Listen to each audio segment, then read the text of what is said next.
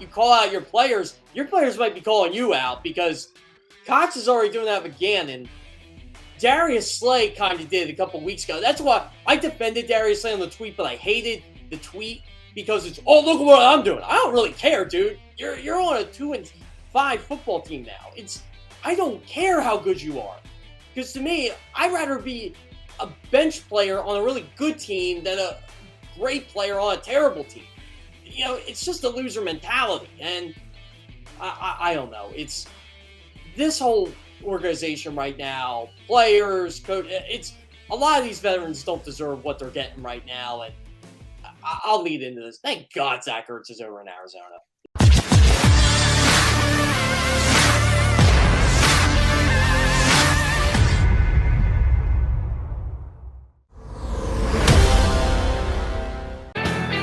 This is Birds 365 on a malaise Monday after a beatdown at the hands of the Raiders in Vegas. The Eagles fall to 2-5, and we're searching for answers. Jeff Kerr in for Johnny Mac today. J Mac on the plane coming back to the East Coast after, I hope he at least won a couple bucks gambling, because watching the Eagles was no day at the beach. So we'll hope. Maybe he had a slot machine in the airport on the way out the door this morning. Feel free to text us, Mr. McMullen, to tell us at least you were the only winner from Philadelphia out there in Vegas this weekend. Jeff, I did want to ask you about a chicken and an egg aspect of the Eagles. And we talk about this a lot here on the show. There are certain things in football that one thing leads to another. Which one affects the other more? Defensive pressure, defensive line, does that make the cornerbacks better and the coverage better? Or does the coverage, if it's that good, give the defensive lineman the extra second to get there and pressure? It's a give and take thing. Sometimes it's one thing, sometimes it's the other. They certainly have an effect on each other. I did see a couple people ripping the Eagles for this, and it made me think of Chip Kelly, of all things. You're very good at relating back to Eagles of yesteryear, and I'm not turning the clock back all that far, but I did think of Chip Kelly when I saw the stat that the Eagles are 31st in the NFL in time of possession out of 32 teams. And Chip used to talk about time possession because people would get on his case. Why? The defense is always on the field. We don't hold the football enough. And Chip would say, I don't care about time of possession. I care about number of plays. We're playing with pace. We're running up to the line of scrimmage. We're going to lose the time of possession, folks. Get used to it, because this is my offense, and it's not going to change. So just, you want my advice? Don't look at time of possession. We don't care. You shouldn't care.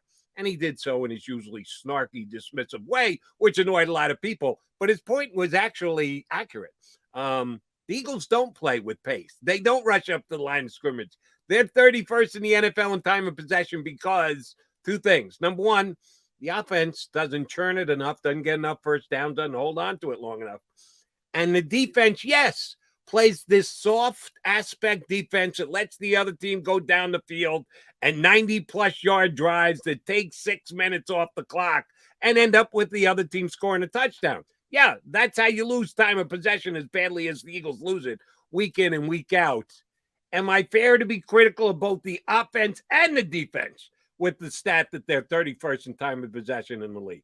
Not at all. In the Eagles' case, time of possession is not overrated because if you see they're 31st in time of possession, they're also one of the worst teams in football. So it all correlates here. I don't think that's a chicken or the egg scenario at all. It's their offense isn't on the field long enough to sustain drives. And the Eagles do go hurry up a couple times. But the bottom line is, Jody, they don't have that many long drives. And when they do, they don't score on them anyway. So, there's a lot of 3 and outs. There's a lot of 3 plays for like 6 yards or 3 plays for 7 yards or 6 plays for 12 or 13 yards. It's like sometimes this team struggles to get a first down. And then defense is on the field way too long. They're already gassed. They don't have the personnel, to mix and match. It's not like the Jim Schwartz years where, you could just throw in Derek Barnett for Brandon Graham or whoever it was, Chris Long or anybody in that rotation, Vinny Curry. You don't have that this year. You just don't, because for some reason they don't play Milton Williams as much as they should. They don't rotate the defensive tackles as much as they should. I don't know if that's because they don't have faith in the Hassan Ridgeway or whatever the case is. But yeah, teams just dink and dunk their way past this football team, and they have long, sustained 6-7 minute drives, and the Eagles go 3 and out, and it's right back at it. So, I always thought when they hired Doug, he was the anti-Chip because the Eagles were always amongst the leaders in time of possession, and the one year they weren't, they were terrible. They were 4-11-1 because they were on the field too long, and the offense just couldn't sustain drives. But most of the other years, like Super Bowl year, I think they were first in time of possession. I think in Doug's first year, he said, look, we got to win the time of possession battle to be in football games. And that worked for him. And, they were only 7-9, but they were clearly more competitive. They were second league in time of possession. I think in 2018, they were like second or third in time of possession. And again, they made the playoffs. 2019, I think they fell to 5th or 7th or something like that, but they were still amongst the league leaders.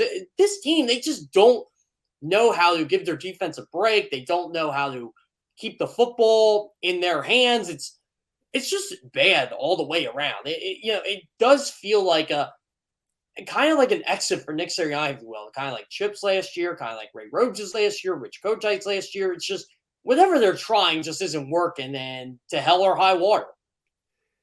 You don't think there's any way that Jeff Floyd, and I know we got 10 games yet to decide it, so this is probably an unfair question at this point, but you don't think there's any way Jeff Floyd's going to pull a plug on his coaching staff after just 1 year, do you? I mean, it all depends how bad it gets. I mean, right now the guy just looks overmatched. He just doesn't look like he should be an NFL head coach. And if I had to rank the NFL head coaches, I would put Dan Campbell over Nick Sirianni right now. I watch a lot of Lions games.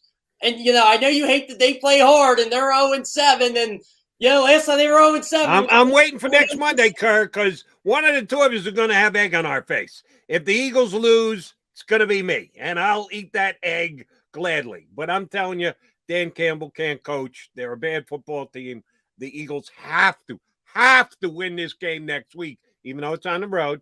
I'll take Nick Sirianni over Dan Campbell. I'm not sure, honestly, because I just think Nick just looks outmatched. His hair's turning gray already. I'm getting sick of the Nick Sirianni. And look, he kind of threw Jonathon Gannon under the bus yesterday a little bit too. So I'm beginning to wonder if there's two ways Nick Sirianni can go with this. He can just go, yeah, we're going to keep trying this. We're just going to put different players in there. He's going to call out these coaches and say, hey, look, guys, we may not be here after this season. If this keeps up, you got to change. I got to change. Something's going to happen. So Nick Sirianni's having this coming to Jesus moment right now as an NFL head coach, only 7 games in, and it's going to get ugly if they find a way to lose to a Lions team who can't win at all. They're on an 11-game losing streak. They're 0-7 for the first time since 2008. We know how that ended up. They're not a good football team. Jared Goff's not a good quarterback. They don't have a running game. They don't have receivers. And if I see Jared Goff dink and dunk his way down the football field with Amon St. Brown and with this Sifla, I always forget how to say his name, and TJ Hawkinson just torches them. Right.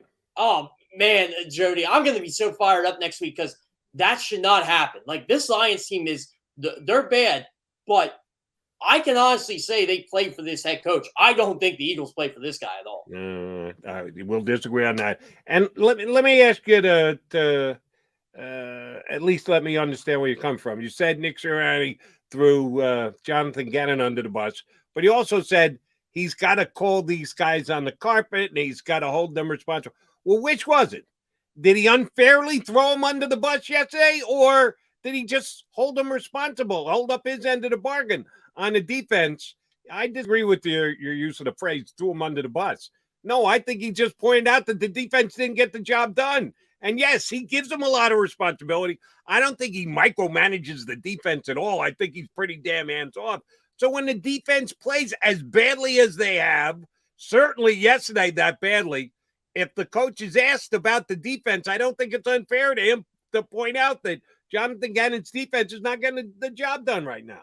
Yeah, and I shouldn't say under the bus. I really should. He did call him out, so I would agree with you there, Jody. And he has every right to. He's Jonathon Gannon's boss. He can fire Jonathon Gannon whenever he wants. I mean, we assume. Yeah, I don't know about that. Yeah. I think that would be Mr. Roseman who would make that decision. He go in and go, hey, we made a mistake here. This guy's got to go. But it's not going to be his call. It's going to be Howie's call. Yeah, I forgot what team we're at here. They're not like normal NFL franchises here, Jody. They're the gold standard.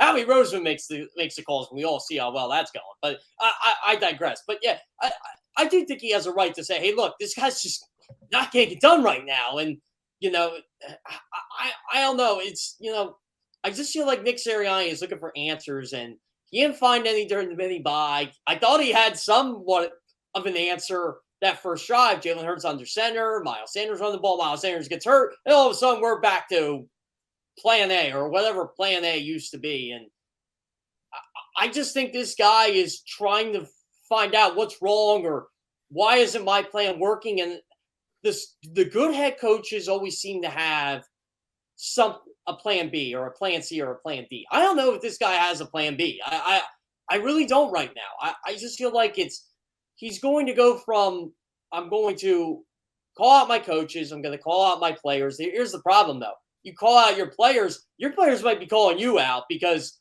Cox is already doing that with Gannon. Darius Slay kind of did it a couple weeks ago. That's why I defended Darius Slay on the tweet, but I hated the tweet because it's, oh, look at what I'm doing. I don't really care, dude. You're on a 2-5 football team now. I don't care how good you are. Because to me, I'd rather be a bench player on a really good team than a great player on a terrible team. It's just a loser mentality. And I don't know. It's this whole organization right now, players, coach, it's a lot of these veterans don't deserve what they're getting right now. And I'll lead into this. Thank God Zach Ertz is over in Arizona. He definitely deserved better than he got it. Fair enough. And speaking of Zach Ertz, I was just looking at this because it lends itself to the next point I want to make. I remember back to whatever week it was when the Eagles got their tails handed to them by the Cowboys down in Dallas after the Trayvon Diggs interception in the third quarter. The Eagles were behind 27-7. From that point on, to me, it became garbage time. And the Eagles went on a nice lengthy 8-play, 90-yard drive, scored a touchdown. Yeah, so what? Now it's 27-14. Didn't really do much. The Cowboys scored another couple of touchdowns.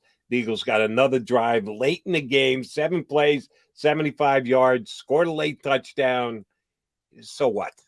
They've gotten over a couple of games this year, starting with the Cowboy game, adding into it the Chief game, last week's game against Tampa, and yesterday's game against the Raiders. They're getting a whole bunch of, oh, by the way, points and yards, or garbage time yards. Call it whichever one you want. I think you understand the point I'm trying to make. And I remember after that Cowboy game, some of the Jalen Hurts defenders, and I consider myself one of them for the most part, but then there are the over-the-top, Jalen Hurts is the answer. Most of these individuals were Carson Wentz detractors that feel the need to elevate Jalen Hurts and what he's done and accomplished. But look at his overall stats.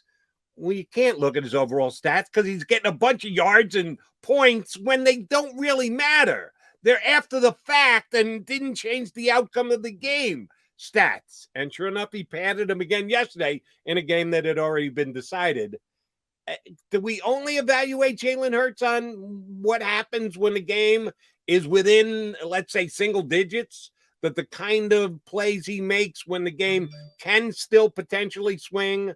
Or is it fair to just go, well, the game's over and done with? He's still got to make those plays, even though the score kind of indicates the other team's defense isn't worried about letting him do certain things. How do we evaluate Jalen Hurts in the fact that the Eagles have had some games where they've basically been buried and he's just putting up numbers? Well, that's the thing. It's hard to, because unless he's leaning into comebacks, which he did against Carolina, but that wasn't really garbage time. I mean, they were still in that game. And, San Fran, I thought they were still in the game, even though it didn't look like it. You're down 17-3. They made it 17-11, so you're still in the game. But, yesterday you can't really evaluate it because a lot of his stats were garbage time. And again, at one point, him and Derek Carr had the same passer rate in the first half. And I'm like, how is this possible? It was 17-7. Well, because Derek Carr threw a pick, and which wasn't his fault. It was tipped. And Jalen Hurts didn't. So, again, it's so hard to just evaluate a guy when they're getting blown out. And, yesterday it was hard for me to evaluate him because he was getting chased all day long. And, he made plays at the end of the game. Big deal. It was 30-7. I was already writing up my game story and my takeaways and every other problem I have with that football team at that point. So I'm thinking to myself, I just don't know how to properly evaluate this guy. You know, you look at the total yards and you look at, and this is where I come to my defense of him. Well, Justin Herbert won. He didn't win last year. He didn't win at all last year. Not till the very end of the year when everything was done. And Jalen Hurts was with him and Cam Newton. Well, Cam Newton won. Cam Newton didn't win his first year. He didn't win his second year. But he put up a lot of yards. And, you know, you could say some were garbage time. Fine. But Cam Newton put up a lot of yards. That's where I'll kind of go and defend Jalen Hurts a bit. But, you know, if you're evaluating him just from the X's and O's, like BLG said, got to hit that slant to Devonta Smith. And I thought Devonta Smith should have caught that slant earlier in the game, too. I'm like, you can have a bad throw, and the guy still can catch it. Like, this is why you draft him 10th overall, because he's supposed to make that catch. Jamar Chase catches everything. Jalen Waddle catches a lot of passes. Like, Devonta Smith should be able to do that, especially when he knows the quarterback. But, again, I'm not saying Devonta Smith here. That's just one play. But overall, Jalen Hurts, to me, he just doesn't have the look of he's going to be Patrick Mahomes. He's going to be Justin Herbert. He's going to be Cam Newton. He's going to be that franchise quarterback. He has more of a look of he's Gardner Minshew. And, yeah, that's not what – and really, that's not what the Eagles drafted him to be, a franchise quarterback. They drafted him to be Carson Wentz's backup. But I like the kid. Again, I've talked to him a bunch of times. Great interview. But just doesn't have the look of franchise quarterback where – that's where the Eagles got to go back to the drawing board here. So the Eagles are now 2-5, which means this is going to sound weird. They're tied for second place in the division. The Cowboys have run away and hid. I officially did that yesterday on the air on CBS Sports Radio. I handed the division to the Cowboys. And the Cowboys didn't even play. They had a bye week. But it was actually a good bye week because Dak's got an injury issue that he's dealing with. And the fact that he's going to have 2 full weeks to just let it heal is actually a very good thing. It seems like the football gods are actually aligning with the Cowboys. And I know Eagle fans don't want to hear that, but the facts are the facts. Eagles 2-5, Washington football team 2-5, Giants because they got to win 2-5. So it's a 3-way tie for second place. However, after yesterday's action, over the last couple of weeks, as a matter of fact, but specifically yesterday, the Eagles 2-5 looks even less than it did because a couple of their losses that we just analyzed in the moment now even look shakier. When they got beat by the 49ers, I know I said before the season started, I thought the 49ers were a playoff team. Shoot, I thought the NFC West was going to get the run of the wild cards. They get all 3 of them coming out of that division. I did. Shame on me. The 49ers got beat by Carson Wentz last night. So the guy that we helped run out of town. Now he ran himself out. I'm not putting all of that on the Eagles. Carson Wentz forced his way out of town. But the Eagles say, okay, yeah, you want to get out, Carson? We'll get out. We'll take the largest cap hit in the history of the National Football League. But if you really don't want to be here, we can go in another direction. He beat the 49ers. Jalen Hurts couldn't beat the 49ers. So that loss looks even worse now. And, oh, by the way, the Kansas City Chiefs, who, yeah, I thought they had no chance against the Chiefs. I said the Chiefs are going to put up a 40 spot. Chiefs put up a 40 spot, and the Eagles were beaten badly. Well, they had no chance to beat the Chiefs. Well, guess what? Other teams are beating the Chiefs. The Chiefs are 3-4. They're below 500. They've only got 3 wins, one of which was against the Eagles. So we do this from time to time. You look back and you're always looking ahead, and they better beat the friggin' Lions next week. But you can take a look back every once in a while. The Eagle losses even look worse now, Jeff Kerr. Yeah, the Chiefs. I don't know if you want to be an Eagles fan or a Chiefs fan today, because I know Chiefs fans are off the rails right now based on them getting demolished by the Titans. They should not lose to the Titans by as much as they should, but maybe this is just who the Chiefs are. They don't have a defense. Their offensive line's good. Their quarterback is just turning the football over way too much. I mean, they can run the football, but again, Patrick Mahomes wants to make every single play known to man instead of just taking the 5 yards that they're giving him. I mean, the only time he ever did was when Jonathan Gannon gave it to him. So I don't know, Jody. These losses, Atlanta actually looks better than I thought. Atlanta was going to be one of the worst teams in the league. They're what? They're 3-3 now? They just beat Miami. They're not a good team, but they're 3-3. They're, if I'm right, they're third place in the NFC South. only half game behind the Saints, and if the Saints lose, they're tied with them. So again, I don't know. I mean, Tampa Bay looks every bit as good as they do, and Yep. Eagles. I guess you could say they played them tough at the end on a short week. I don't know, but yeah, you're right. San Francisco's not any good. They looked terrible last night. Carson Wentz made a fool out of them in the monsoon, and Frank Wright and Jonathan Taylor did. It's just I don't know. Like we thought the Colts were going to be terrible at 1-4. All of a sudden they're 3-4, and it's a shame for them. They didn't gain any ground on Tennessee. They were probably banking on Tennessee to lose to Kansas City this week at home, and that didn't happen. So I don't know. I really don't know. I think the only solace the Eagles can take right now, if you're an Eagles fan, is Carson Wentz is not going to get benched. There is no possible way they are benching Carson Wentz. The way he's playing right now, I don't care what their record is. They could be 6-9. They are not benching Carson Wentz. They're just not doing it. They got their guy. And Miami is god awful. Chris Greer's answering a lot of questions, their general manager, about Deshaun Watson. Tua's got to answer questions about Deshaun Watson. Brian Flores is losing the locker room. That team's a mess. I can, for once, at one time, say Howie Roseman's a genius because he fleeced them. He basically got Devonta Smith and a top 5 draft pick for Jalen Waddle. That's what Chris Greer pretty much traded for to move up in the draft and get Jalen Waddle. It made no sense at the time. It still doesn't make sense. But back to your initial point about the schedule. I mean, I still say it is what it is. I still think Kansas City's a lot better than them. I still think Tampa Bay's a lot better than them, all their luck. But Carolina looks terrible. Atlanta looks a little bit better than they are. But I agree with you. They got to beat Detroit. Oh, by the way, the Raiders actually look pretty good. I will say that. Yeah, the Raiders are legit, and right now they're tied with the Chargers for the top of that division. 2 games added. They're second in the conference, Jody. Yeah, that's pretty damn impressive. I did want to get this one point in there before we take a timeout and punch up our buddy Les Bowen. Got this tweet last night on CBS Sports Radio when I was on. The 3 most shocking games of the NFL so far this year.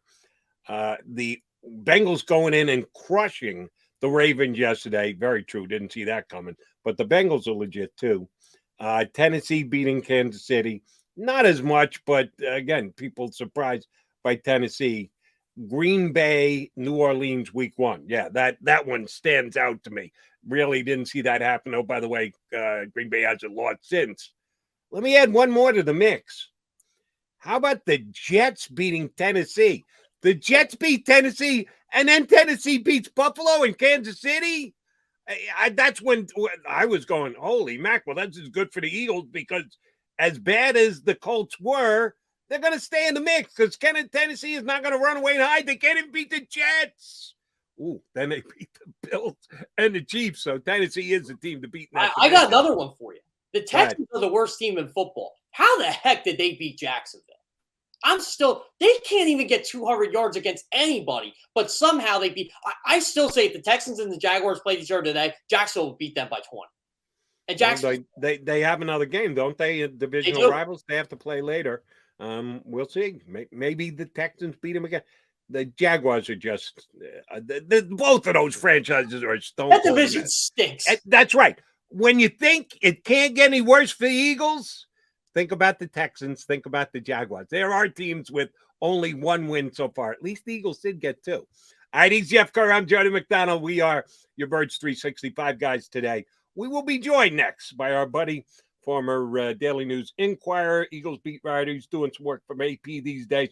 He's still got his finger on the pulse of the Birds. Les Bowen up next here on Birds 365.